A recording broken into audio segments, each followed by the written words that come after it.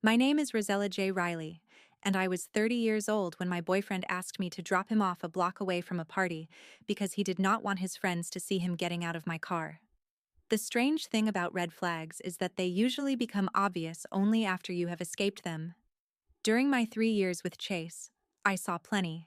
I just kept polishing the poles and telling myself the colors were beautiful. The week everything ended, I had worked 4 consecutive weekend shifts at the warehouse. The work was monotonous and physically brutal, but it paid time and a half. That extra $1,000 was not for a vacation or something I wanted. It was meant to cover Chase's share of the rent for 2 months while he worked on his influencer career. I did not complain. I believed love meant building a runway so the person beside you could take off. That Thursday, Chase invited his friends Mason and Jesse over to plan for an upcoming rooftop party. Mason described himself as an aspiring publicist. Jesse funded his lifestyle through a confusing collection of online sponsorships and short-lived brand partnerships. They treated our apartment like a private lounge they occasionally honored with their presence. I spent my day off cleaning. I scrubbed the bathroom, vacuumed the rug Chase claimed trapped negative energy, and arranged the expensive cheese board he requested from a market across town. They arrived wrapped in designer cologne and loud gossip. I received a distracted hello before they reached for the wine. "Babe, we need privacy for the creative process," Chase said, guiding me toward the bedroom. He kissed my cheek. The gesture felt more like dismissal than affection. "You do not mind, right?" I minded. I minded the way Mason inspected our furniture with a faint smirk. I minded Jesse placing his shoes on the coffee table I had refinished myself. But I smiled. "No problem."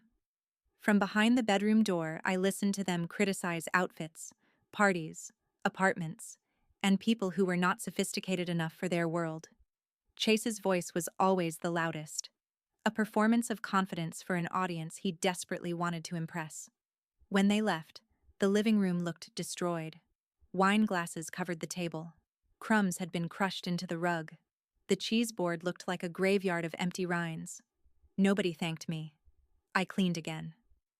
Saturday arrived with Chase vibrating from anticipation. He emerged from the bedroom wearing a fitted, sparkling jacket and black trousers I had never seen before. "You look incredible," I told him. "Mason picked it," he replied without looking up from his phone. "It is more elevated than what I usually wear." The drive happened almost entirely in the glow of his screen. Messages kept appearing in a group chat titled Rooftop Kings. "Mason, is she driving you?" Chase: "Unfortunately, her Prius kills the whole aesthetic, but the rideshare surge is insane." Jesse: "Make her drop you around the corner. We are already upstairs." My hands tightened around the steering wheel. The Prius was paid off, reliable, efficient. It carried Chase to job interviews, events, dinners, and every emergency he expected me to solve. Now it was a joke his friends could share. As we reached the neighborhood, music pulsed from rooftop bars and crowded clubs. Chase finally looked up. "Pull over a block away," he said. "I do not want anyone seeing me get out of your car." The sentence was delivered casually.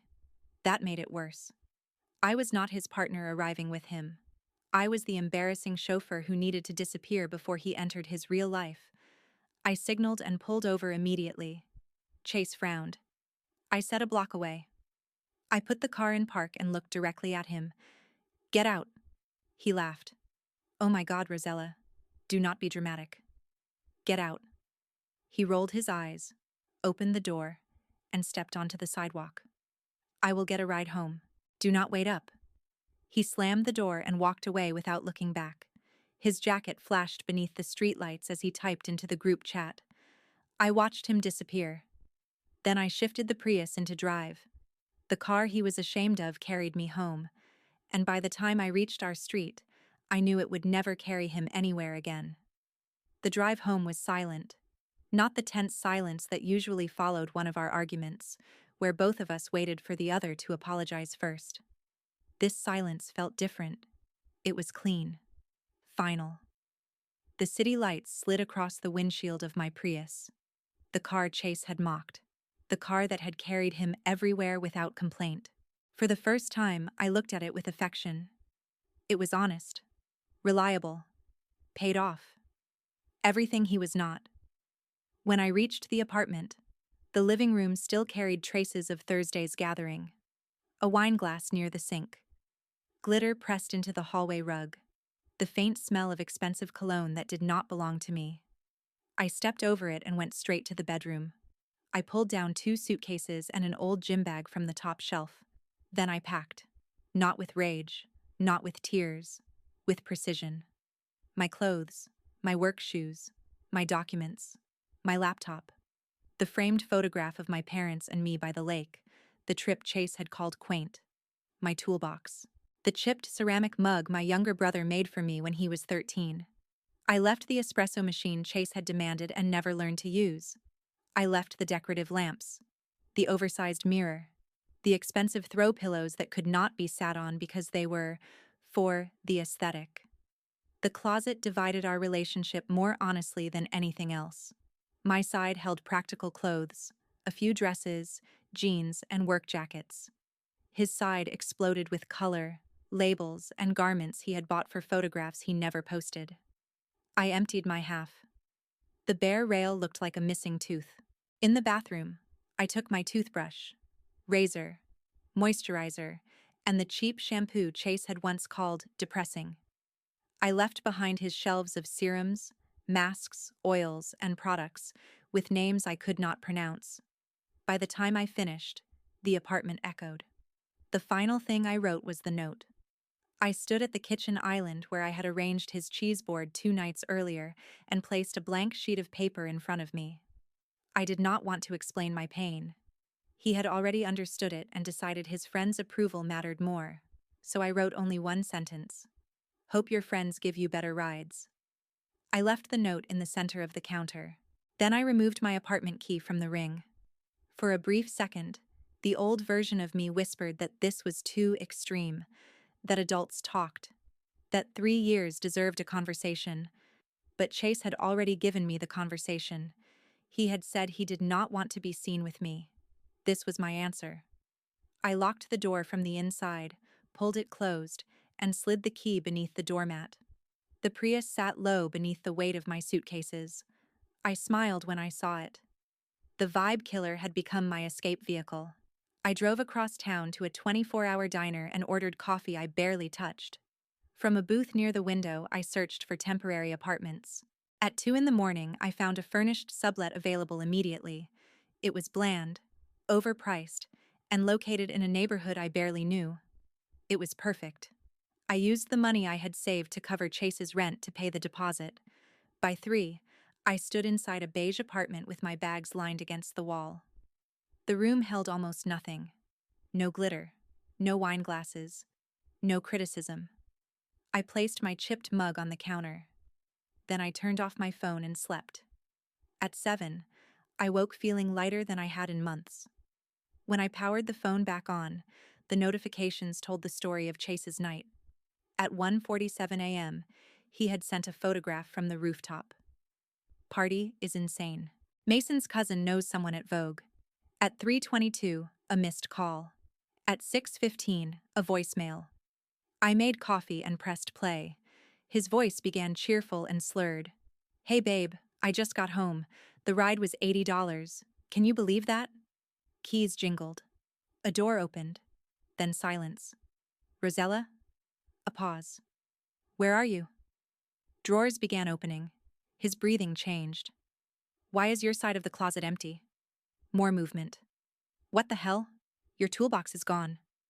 The alcohol disappeared from his voice. This is not funny. Then came panic. Call me right now. A choked sound followed. Please. The voicemail ended. I deleted it. Then I blocked his number. 20 minutes later, another number called.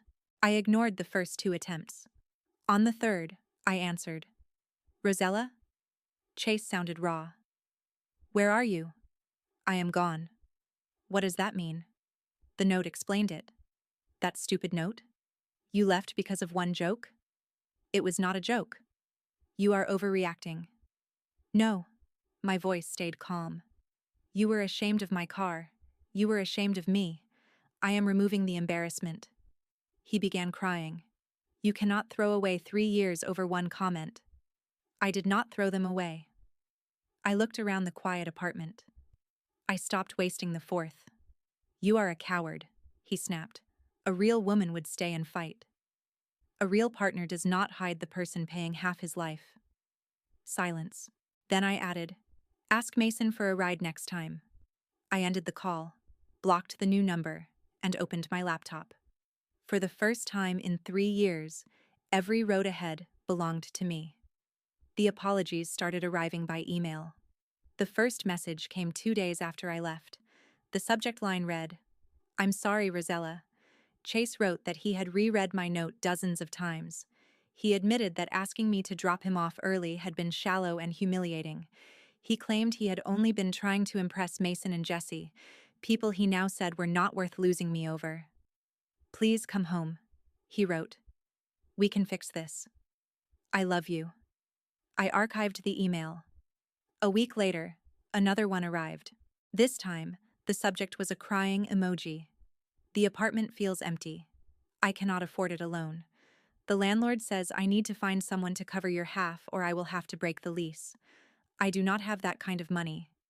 Mason said I could stay for a few days, but it is awkward. Please do not make me lose our home over one comment. The apology had already become an accusation. My absence was now the reason his life was collapsing. I archived that email too. Then came the fake social media accounts. A follow request from an account called Golden Horizon with a blurry beach photograph. I blocked it. An hour later, another account sent a message. Running away is what cowards do. A real woman would have stayed and fought for us. I blocked that one too. The desperation kept searching for cracks. One Saturday morning, a voicemail came from another unfamiliar number. I almost deleted it without listening. Instead, I pressed play. Chase's voice sounded stripped down. No performance, no carefully controlled confidence. Mason and Jesse are not really my friends, he said. A shaky breath followed. Mason said I was bringing negative energy because I was sad all the time. Jesse asked me to repay him for the ride home and the drinks. They said I was acting like a charity case. His breathing broke. You were the only real person I had. I stood beside the window of my sublet, holding my coffee. I met someone from the party, he continued. I thought maybe I could move on. He seemed interesting, but he used me and disappeared. He told his friends I was clingy. His voice dropped to a whisper. I am living out of a suitcase at my brother's place. He is angry too. I have no money. I do not know what I am doing. Then came the sentence I knew was true. I see your empty side of the closet every night. A sob. Please. I will stop seeing them. I will sell the clothes. I will get a normal job. I will do anything. I do not know who I am without you. The voicemail ended. I listened to it once. There was no satisfaction in hearing him unravel. No joy. Only a distant recognition that everything happening to him was the logical result of the life he had chosen. He had traded substance for appearance. Now he was left with the appearance after everyone else had gone home. I deleted the message. 6 months passed. The beige sublet disappeared from my life. The extra shifts I picked up became recognition, and that recognition became a promotion to shift supervisor. I moved into a clean one-bedroom apartment overlooking the river. The Prius remained in the parking lot, freshly washed and running perfectly. I had saved enough for a down payment on a small house and was scheduled to close the following month. My life had become simple. Work, friends, quiet dinners. No one mocking the things I had worked for. No one asking me to disappear before they entered a room. Then I received an invitation to my cousin Danny's wedding. We had been close growing up, but had drifted apart during my years with Chase. He had always called family gatherings dull, and eventually I stopped attending. I bought a charcoal gray suit that fit perfectly. The wedding was held in a botanical garden, surrounded by flowers, warm lights, and people who seemed genuinely happy to be together. I stood near the bar, waiting for a drink, when I saw him. Chase stood near the edge of the reception beside Mason. He looked thinner, tired. The clothes were still expensive, but the confidence was gone. His eyes moved across the crowd until they found me. Shock appeared first, then hope, then something raw and wounded as he took in the suit, my posture, and the fact that I looked completely at peace without him. He whispered something to Mason. Mason glanced toward me, smirked, and walked away. He left Chase alone. For 10 minutes, Chase hovered near the edge of the reception. Then he approached. "Hi, Rosella." I turned toward him. "Chase, you look good." "Thank you." Silence opened between us. "I got your note," he said, as though only a day had passed. "I know. I am in therapy now." I waited. What I said was awful. I was insecure. I wanted Mason and Jesse to think I belonged with them. His eyes filled. "That person who asked you to drop him off early was not the real me." I studied him. "The insecure version was you." He flinched. "The performative version was you. The cruel version was you. They all made the same choice." "I have changed. Maybe." Hope flickered across his face.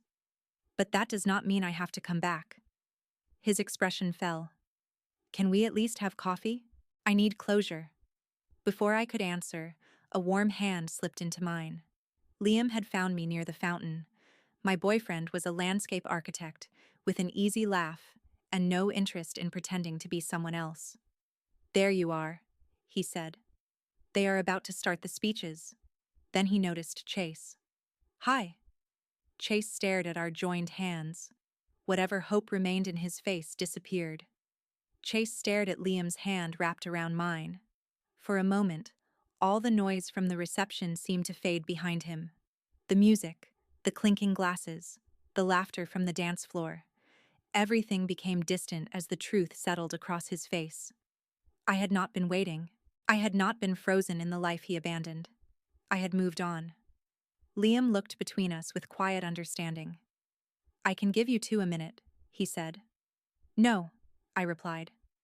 I squeezed his hand gently. "You do not have to leave." Chase's eyes dropped to our joined hands again. "So this is your boyfriend?" "Yes." "How long?" "A few months." His face tightened. "You replaced me quickly." I almost laughed. 6 months is not quickly. It is after 3 years. You ended those 3 years before I left the curb." He looked wounded. "I told you I was insecure. And I believe you." "Then why can you not understand?" "I understand completely." I turned toward him. "You cared more about how Mason and Jesse saw you than how you treated the woman paying your rent and working extra shifts to support your life." He swallowed. "I made one terrible comment." "No." My voice stayed calm. "You made hundreds of smaller choices before that comment." I remembered the closed bedroom door while his friends drank wine in our living room, the dishes they left behind, the rent I quietly covered, the way Chase laughed when they mocked my car. The request to stop a block away had only been the first time he said the truth directly. "You were embarrassed by my job," I continued, "by my apartment, my clothes, my friends, and my car. I was trying to fit in. At my expense. I did love you. Maybe you loved parts of me." His eyes filled again. "You loved that I paid bills, that I cleaned, that I gave you space to chase a life you wanted. That is not all you were. But it was all you respected." Liam remained beside me, silent and steady. Chase looked at him. "What does she tell you about me?" "Nothing," Liam answered. Chase blinked. "She does not talk about you." That hurt him more than any insult could have. For months, Chase had probably imagined himself as the central tragedy of my life. The truth was simpler. He had become irrelevant. "Can we please get coffee?" he asked again. "Just once. I need to explain everything properly." "There is nothing left to explain." "I need closure." I shook my head. "You already received closure." "When?" "The night you asked me to hide you from your friends." His voice cracked. "That was not supposed to end everything." "No. You expected me to swallow it." "I expected us to talk." "We did." I looked toward the reception lights. "You spoke." "I listened." Chase's tears slipped down his cheeks. "I do not know who I am anymore." That is something therapy can help you discover. I miss you. I hope one day you understand what you actually miss. He stepped closer. I miss the way you made things safe. There it was. The most honest thing he had said. You made everything feel possible, he continued. The rent, the plans, the future. I thought it would always be there. I know. I took it for granted. Yes. Can we build it again? No. The answer came without anger, without hesitation. Chase stared at me as if waiting for a softer version. None came. You really feel nothing? I considered the question. I feel grateful. His eyebrows drew together. For what? For the truth? I looked at the fountain beside us, water spilling over stone in a constant quiet rhythm. I spent 3 years believing I needed to become more impressive for you. That night showed me I had already done too much. Liam gently touched my shoulder. The wedding coordinator announced that the speeches were beginning. I looked at Chase one final time. My life is full now. His face collapsed. I genuinely hope you find peace. Rosella, please. But you will have to find it somewhere else. I turned toward Liam. He smiled and offered his arm with exaggerated formality. Shall we? I laughed. We shall. We walked back toward the lights, music, and people who were happy to see us. I did not look behind me. For years, I had built a runway for Chase. Then he asked me to disappear before anyone saw who had carried him there. Now, I was building something else. A life where no one needed me hidden. A life where I arrived through the front entrance. And this time, I was not driving anyone who was ashamed to be beside me. A year after the rooftop party, I closed on the small house I had been saving toward. It was not glamorous. There were no floor-to-ceiling windows, no private elevator, and no rooftop terrace designed for photographs. It had 2 bedrooms, a narrow kitchen, a patch of backyard, and a garage barely large enough for my Prius. I loved every inch of it. On moving day, Liam arrived before sunrise carrying coffee and a toolbox. You already own tools, he said, noticing mine in the garage. I like backups. He smiled. Of course you do. We spent the morning assembling furniture, hanging shelves, and arguing lightly about whether the couch was centered. Nothing about the day was polished enough for social media. It was sweaty, messy, real. When we finished, we sat on the living room floor eating pizza from the box. Liam looked around. You built this. The word struck somewhere deep. For years, I had built security around Chase while he treated my stability like an embarrassment. Now every extra shift, every careful choice, and every dollar saved had created something that belonged to me. I did, I said. A few weeks later, my cousin Danny called. He told me Chase had left the wedding early and cut ties with Mason and Jesse afterward. Apparently, he had taken a full-time administrative job and moved into a small apartment outside the city. He seems different, Danny said carefully. I hope he is. You do not want to know more? No. And I meant it. Chase's growth was no longer connected to my life. Maybe therapy helped him. Maybe losing everything finally forced him to understand what respect cost. Either way, I did not need a report.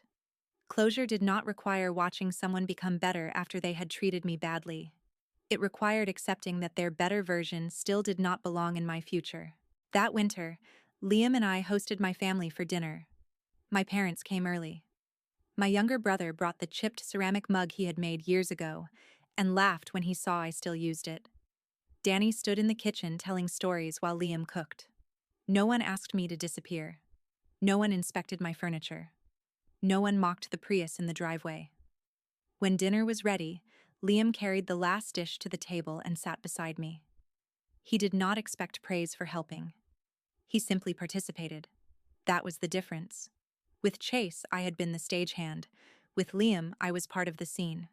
Later that night, after everyone left, I walked outside to bring in a folding chair.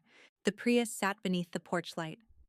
For a moment, I remembered Chase sitting in the passenger seat, pointing down the road and asking me to stop somewhere his friends could not see.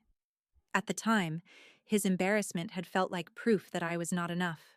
Now I understood that it had revealed something entirely different. I had been too real for the performance he was trying to maintain. The car represented everything he once rejected: practicality, responsibility, a life built without pretending.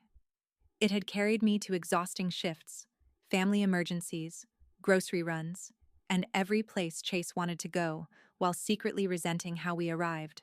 Then, on the most important night of my life, it carried me away from him. I placed one hand against the roof. "Not such a vibe killer after all," I whispered. Liam opened the front door. "You talking to the car?" "Maybe. Should I be jealous?" "Only if you start asking to be dropped off around the corner." He laughed. "Never." I believed him, not because he made dramatic promises, because he showed up consistently when there was nothing glamorous to gain. That was what I had once misunderstood about love. Love was not creating a runway while someone else prepared to take off without you. It was building a road together and being proud of who sat beside you. Chase's final insult did not ruin my life. It exposed the life I had mistaken for love. The empty closet was not evidence that I had run away. It was proof that I had finally chosen myself. I no longer polished red flags. I no longer financed someone else's performance. And I would never again allow anyone to treat my loyalty like something embarrassing they needed to hide. The Prius remained in my driveway. The road ahead remained open, and every mile of it was mine.